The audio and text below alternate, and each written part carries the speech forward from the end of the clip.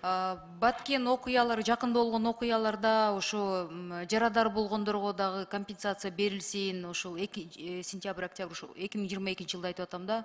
Ошол жөнүндө кат жазсам, чоң каражат суммасы керек, ошол не предусмотрено деп жооп келип атат да.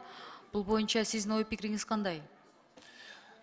Элвира Жаралбековна, биз сиздин сунушуңузду кабыл алдык, буга коштук. Мындан тышкары жана бир жолку жардамдарды азыркы убакта таратып баштадык. Могу акыркы окуя боюнчачы кайтыш болгон жарандарыбызга 1 миллион сомдон, оор жаракат алгандарга 200 000 сомдон, ал эми орто анан жеңил жаракат алгандарга 100 000 сомдон. Азыр уже тиги биздин министрлик Бюджеттен каражат бөлүндү.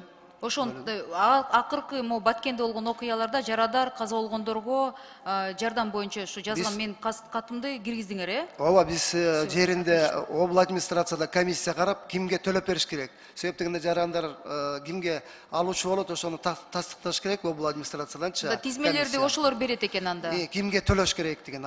Тизмелерди Минздрав берди, жабыркагандарды, кайтыш болгондордун тизмесин беришкен. Судмед экспертиза. Ошондо каза болгондорго компенсация канча болот? Каза болгондорго 1 миллион сомдон болот. Үй бүлөсүнөн 1 миллион сом берилет, жабыркагандарга жана оор жаракат алгандарга 200 000ден, жеңил жанагы орто жаракат алгандарга 100 000 сомдон. Уже все такталды, буюрса берилет. Такталды. Сураныч эч кимди четте калып калбасын да эч кимиси. Чоң рахмат. Рахмат.